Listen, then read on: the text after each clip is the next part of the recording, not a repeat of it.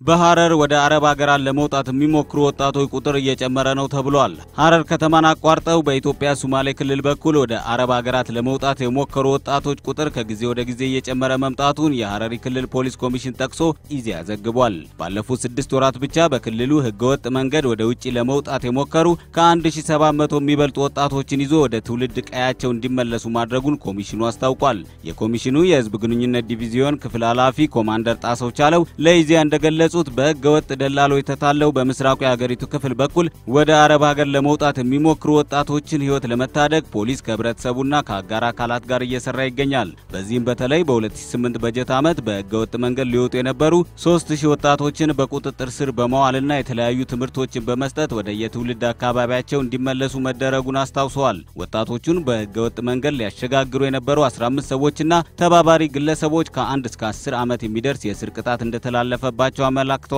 የክልሉ ፖሊስ ድርጊቱን ለመከላከል ከህብረተሰቡ ከአጋር አካላትና ከአጎራባች ክልሎች ጋር ቅንጅት ፈጥሮ እየሰራ ቢሆንም ዘንድሮ በህገወጥ መንገድ ለመውጣት የሚሞክሩ ወጣቶች ቁጥር እየጨመረና ከአቅም በላይ እየሆነ መምጣቱን አስረድተዋል። በዚህም ባለፉት 6 ወራት ብቻ ከተለያየ ክልል የመጡ 1759 ወጣቶች በህገወጥ ደላሎች ተታለው በኢትዮጵያ ሶማሌ በኩል ወደ አረብ ሀገር ለመውጣት ሲሞክሩ ሐረር ከተማ ላይ በፖሊስ እንዲያዙ መደረጉን በምሳሌነት ገልጸዋል። ኮማንደር ጣሰው እንዳሉት ህገወጥ ደላሎቹ ወጣቶቹን ለማዘዋወር የሚጠቀሙበት የቅብብል ስራ በየጊዜው እየረቀቀ መምጣቱን የተለያዩ ስልቶችን መጠቀማቸው በህገወጥ መንገድ ለመውጣት የሚሞክሩ ሰዎች ቁጥር እየጨመረ እንዲመጣ አድርጓል ሲሉ አስታውቀዋል። ወጣቶቹ በቁጥጥር ስር በሚውሉበት ወቅትም ለፖሊስ ትክክለኛ መረጃ ለመስጠታቸው የራሱን እንቅፋት እየፈጠረ መሆኑንም ነው የገለጹት። በአሁኑ ወቅት ወጣቶቹን በህገወጥ መንገድ በማጓጓዝ ለተለያየ እንግልት፣ ዘረፋ፣ ሞትና ስቃይ የዳረጉ 7 ደላሎች በቁጥጥር ስር ውለው ምርመራ እየተካሄደባቸው ይገኛል። ህገወጥ ስደትን ለመከላከል በአካባቢው ለሚገኙ የህብረተሰብ ክፍሎች፣